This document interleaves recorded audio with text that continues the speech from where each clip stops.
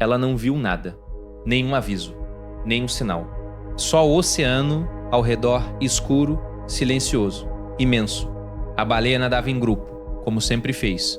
Movia as nadadeiras devagar, filtrando a água sem pressa. Era um animal enorme, pesava mais de 10 toneladas e não tinha nada a temer. Pelo menos era o que ela acreditava. O primeiro sinal chegou através da água. Uma vibração. Não era som, era pressão. Algo se movia nas profundezas, abaixo dela, com uma velocidade que não fazia sentido para um corpo daquele tamanho. E então mandíbulas fecharam, dentes de 36 centímetros, de cima e de baixo, entrelaçados. O peso de 50 toneladas comprimido num único ponto de impacto. A baleia debateu. A água ficou vermelha. Não importou. Não havia saída daquele aperto. O que acabou de acontecer não foi gravado por nenhuma câmera. Não tem nome numa enciclopédia. Aconteceu há 13 milhões de anos, num oceano que já não existe. Protagonizado por uma criatura que a ciência levou até 2010 para encontrar. E quando encontrou, percebeu que não tinha palavras suficientes para descrever o que estava à sua frente. Teve que recorrer ao monstro bíblico, ao escritor que passou a vida descrevendo o que os marinheiros mais temiam no mar. Teve que chamá-lo de Leviatã. Neste vídeo, você vai entender por que o Leviatã Melvillei não é apenas o maior predador que o oceano já produziu. Você vai entender como ele caçava, o que ele enfrentou, em que mundo ele viveu e por que um oceano capaz de criar uma criatura assim simplesmente não existe mais. Há um detalhe nessa história que muda tudo que você pensa sobre a cadeia alimentar do oceano. E vamos chegar lá. Fica até o final. Peru, deserto de Piscuica, 2008. Um estudante caminhava por um deserto rachado pelo calor, a centenas de quilômetros de qualquer costa. O chão era seco.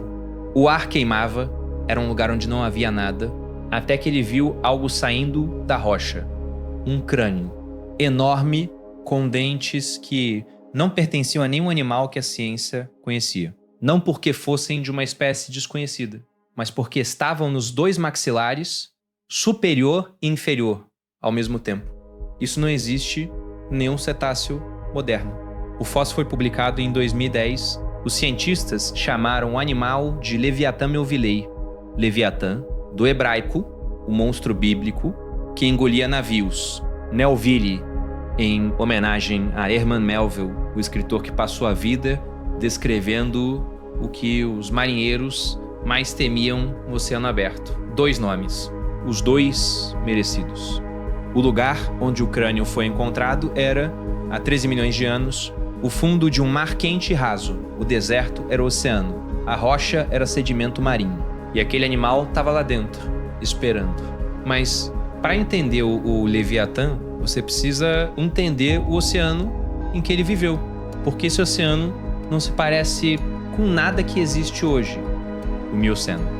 13 milhões de anos atrás, os continentes estavam aproximadamente onde estão hoje. Mas os oceanos, entre eles, eram diferentes. Mais quentes, mais rasos em alguns pontos. Muito mais produtivos. Produtivos, no vocabulário da ecologia, significa uma coisa simples. Vida em abundância. Mais fitoplâncton, mais zooplâncton, mais peixe. E onde há mais comida, surgem mais predadores. E onde surgem mais predadores, surgem predadores maiores para caçar os predadores. O oceano do Mioceno era uma cadeia alimentar empilhada em cima de si mesma. Havia baleias misticetas, os ancestrais das baleias azuis de hoje, mais menores, mais lentas. Entre 7 e 10 metros de comprimento, se movendo em grupos por águas quentes, filtrando plâncton, gerando uma biomassa concentrada e previsível. Eram presas perfeitas. Havia tartarugas marinhas gigantes, pinguins de 2 metros, golfinhos primitivos, tubarões de tamanhos que hoje parecem improváveis. E havia o megalodon, Carcharodon megalodon, um tubarão entre 15 e 20 metros de comprimento, uma força de mordida estimada em até 18 toneladas. O maior tubarão que já existiu, um animal tão além da escala de qualquer predador vivo hoje, que os números precisam de um momento para serem absorvidos. O Megalodon e o Leviatã viveram no mesmo oceano, ao mesmo tempo, caçando as mesmas presas, operando no topo da mesma cadeia alimentar. Dois predadores de escala incompreensível, lado a lado. Mas havia uma diferença fundamental entre eles, e essa diferença é o que torna o Leviatã único na história da vida na Terra. O Megalodon era um tubarão, um predador extraordinário, mas um tubarão. Sangue frio, sem colocalização, sem estrutura social complexa, sem a capacidade de mergulhar centenas de metros com um único fôlego. O Leviatã fazia tudo isso. Era um cetáceo, um parente do cachalote moderno, tinha sangue quente, respirava ar, tinha colocalização, o sistema de sonar biológico mais sofisticado que a natureza já produziu. Provavelmente vivia há décadas, acumulava conhecimento, lembrava rotas através do oceano aberto, era em todos os ambientes que ocupava o ápice do ápice. E então vem a pergunta que muda tudo. Se o Leviatã era tão parecido com o cachalote moderno, o mesmo sonar, o mesmo mergulho profundo, a mesma inteligência, por que o cachalote sobreviveu e o Leviatã desapareceu? A resposta está nos dentes. 36 centímetros. Esse é o tamanho do maior dente de Leviatã já recuperado, mais longo que o seu antebraço. Os maiores dentes funcionais de qualquer animal que já existiu, não apenas marinho, qualquer animal, terrestre ou aquático, vivo ou extinto. Mas o tamanho não é o que os torna únicos. O que os torna únicos é onde eles estão. O cachalote moderno tem dentes apenas na mandíbula inferior, pequenos, funcionais, usados para segurar lulas escorregadias no escuro. O cachalote não precisa dos dentes para matar. Ele usa o sonar, usa a inteligência, usa a profundidade. O Leviatã tinha dentes dois maxilares, superior e inferior, entrelaçados quando a boca fechava, construídos não para segurar lulas, construídos para não soltar baleias. Uma mordida assim, um animal de 50 toneladas, gera uma força que a ciência ainda tem dificuldade de calcular com precisão. O que podemos dizer é simples. Nada no oceano daquela época e nada desde então tinha uma capacidade comparável de agarrar e prender presas grandes. Nada. E aqui a história fica ainda mais perturbadora, porque o Leviatã não precisava ser rápido. O cachalote moderno nada entre 5 e 8 km por hora em viagem normal. Conserva energia porque precisa dela para mergulhos que duram mais de 1 hora. O Leviatã operava dentro de parâmetros similares. Um animal daquele tamanho não ganha perseguindo a presa. Ele ganha encontrando a presa primeiro. O órgão espermacético, aquela estrutura enorme que ocupa o terço frontal da cabeça do cachalote, é capaz de gerar e focar sons de potência extraordinária. Os cliques produzidos por esse órgão são direcionais, precisos, capazes de mapear o ambiente em 3 dimensões, no escuro absoluto, a profundezas que a luz jamais alcança. O Leviatã tinha o mesmo órgão, possivelmente maior proporcionalmente ao corpo, o que significa que ele conseguia detectar uma baleia a quilômetros de distância, nas profundezas, muito antes que aquela baleia soubesse que havia qualquer coisa se aproximando, e aí ele fechava a distância, não em sprint, da forma que um cachalote se move quando identificou uma presa, deliberado, eficiente, gastando o mínimo de energia possível até o momento do contato. As baleias misticetas do Mioceno não tinham passado milhões de anos desenvolvendo respostas instintivas a um predador desse tipo.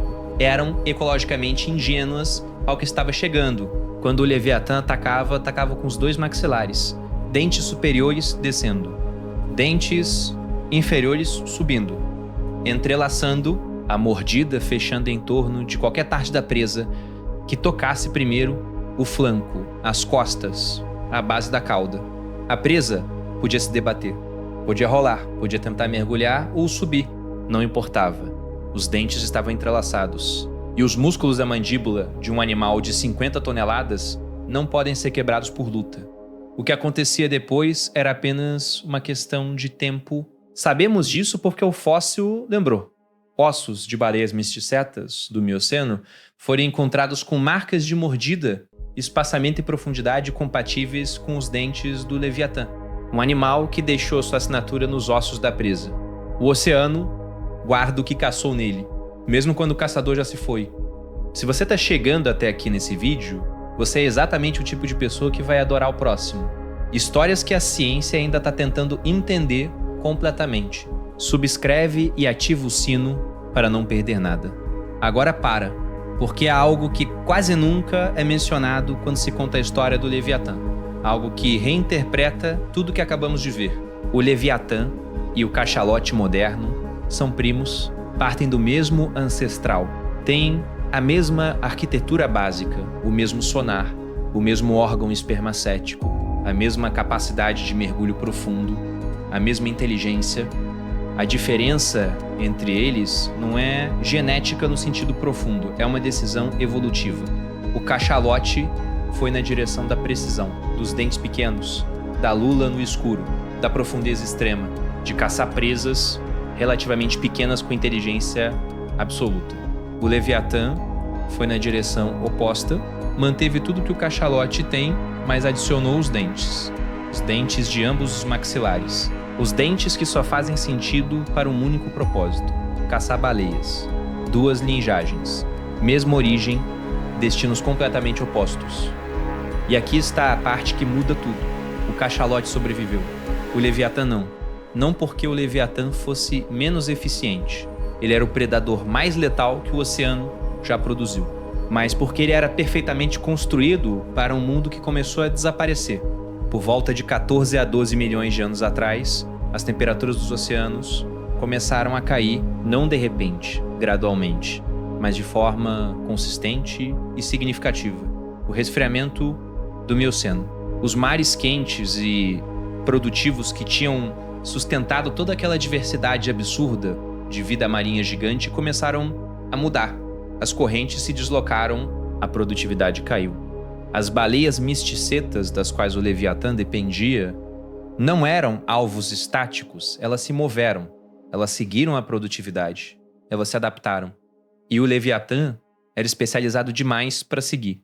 Um predador construído para caçar baleias grandes e lentas em mares quentes e produtivos, enfrenta um mundo completamente diferente quando esses mares esfriam, quando a presa se torna mais rápida e mais dispersa, quando a biomassa concentrada que sustentava um animal do tamanho do Leviatã simplesmente para de existir na forma que ele precisava.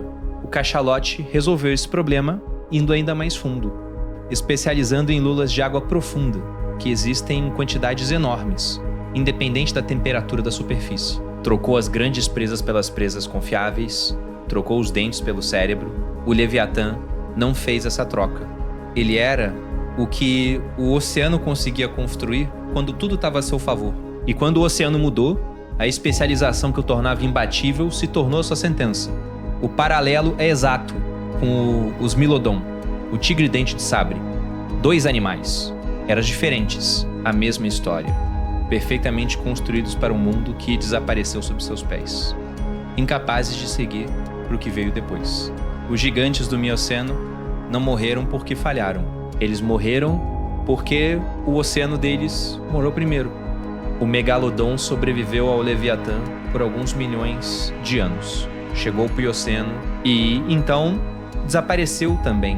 Provavelmente pelas mesmas razões, o resfriamento dos oceanos reduzindo as grandes presas ao ponto em que um animal daquele tamanho não conseguia mais se sustentar. Mas há uma simetria fascinante aqui. O Megalodon desapareceu sem deixar descendentes diretos. Não há nenhum tubarão hoje que carregue sua herança completa. A linhagem terminou. O Leviatã deixou descendentes. O cachalote, que hoje mergulha 3.000 metros de profundidade num único fôlego, navegando pelo escuro absoluto, usando ondas de som, com o maior cérebro de qualquer animal vivo na Terra. Esse animal carrega a arquitetura do Leviatã no seu corpo, o órgão espermacético, a ecolocalização, o mergulho profundo, A estrutura social complexa, a cultura transmitida de geração em geração.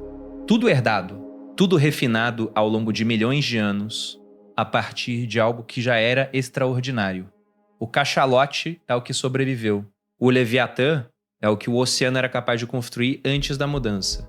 E há algo mais nessa história, algo que a torna estranhamente humana. Em 1920, um cachalote afundou um navio, o Essex, um baleiro de Nantucket, no meio do Pacífico, ramificado deliberadamente. 2 vezes. A tripulação passou meses à deriva. Alguns recorreram ao canibalismo. Herman Melville ouviu essas histórias e passou anos as transformando em algo maior que um desastre marítimo. Moby Dick foi publicado em 1851, A Baleia Branca.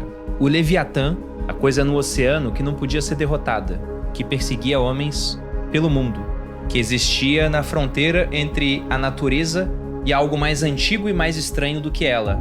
Melville não sabia do Leviatã. Melville, ninguém sabia.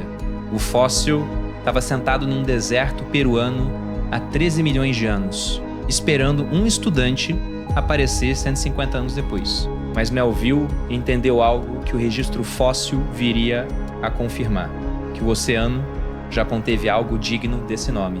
Algo que tornava o cachalote, já o maior predador dentado vivo, parecer um eco do que havia antes. Quando os cientistas que descreveram o Leviatã escolheram o nome, eles estavam reconhecendo que Melville tinha estado alcançando uma coisa real. O medo que os marinheiros carregavam ao mar aberto. A sensação de que algo enorme e antigo estava lá embaixo. Algo que tornava navios, arpões e coragem humana brevemente releventes. Esse medo tinha uma base, só que ele nos antecedeu em 13 milhões de anos. O oceano ainda guarda histórias assim. Predadores extintos. Criaturas que a ciência ainda está desenterrando. Se você quer continuar descobrindo o que existiu antes de nós, subscreve agora. Cada vídeo que publicamos é uma janela para um mundo que desapareceu. 13 milhões de anos de silêncio. Depois, um crânio se soltando de uma falésia no deserto peruano, um estudante caminhando pelo calor, uma descoberta que precisou dos 2 nomes mais aterrorizantes da história humana para começar a descrever o que estava diante dela. O padrão que o Leviatã nos revela não é sobre extinção, é sobre especialização. A mesma coisa que tornava o Leviatã imbatível era a coisa que o tornava frágil. Dentes perfeitos para um tipo específico de presa. Um corpo calibrado para um tipo específico de oceano. Uma perfeição tão completa que não deixava margem para adaptação quando o mundo mudou. O cachalote fez diferente. Apostou na flexibilidade, no mergulho mais profundo, na presa mais confiável. E sobreviveu. A lição não é que o Leviatã falhou. É que o oceano dele falhou primeiro. E em algum lugar, a 3 mil metros abaixo da superfície, neste momento, um cachalote está clicando no escuro, mapeando o mundo por som, descendo para profundezas esmagadoras com um único fôlego, carregando o fantasma de algo que há 13 milhões de anos tornava todo o oceano com medo. O oceano não esqueceu o Leviatã, apenas seguiu em frente.